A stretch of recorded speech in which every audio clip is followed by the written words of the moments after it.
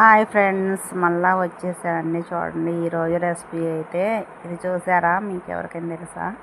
ఇది నల్లేరు కాడ అంటారండి. ఎక్కడ మన చీలల్లో ఎక్కడైనా పొలాలలో కానీ ఇవి అయితే ఉంటాయి అన్నమాట.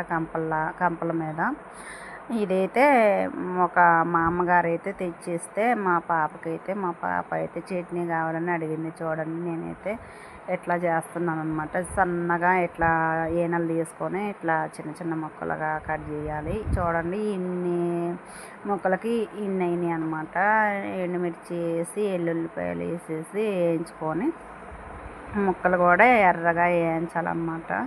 ఫ్రై అవ్వాలి. ఇది చట్నీ అయితే మన అల్లం చట్నీ ఉంటుంది కదా ఫ్రెండ్స్, అలా ఉంటుంది. టేస్ట్ అయితే బాగుంటుంది అనమాట. ఆరోగ్యానికి కూడా చాలా మంచిది.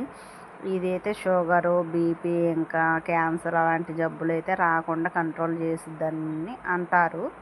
మనకైతే ఫస్ట్ టైం అనమాట ఇది చేయడం అయితే. నేనంటే చిన్నప్పుడు అయితే తిన్నాను, కానీ ఇప్పుడు చేయడం అయితే ఇదనమాట. చూడండి, ఇలా ఫ్రై చేసే అనమాట. ఎర్రగా ఫ్రై చేసిన తర్వాత దాంట్లోనే ఉల్లిపాయ ముక్కలు కూడా వేసుకొని మనం మిక్సీ అయితే పట్టుకోవాలన్నమాట. టేస్ట్ అయితే బాగుంటుందండి. నాకైతే చాలా ఇష్టం అన్నమాట. ఇదైతే నా ఛానల్ని అయితే సబ్స్క్రైబ్ చేసుకోండి ఫ్రెండ్స్ అందరు కూడా.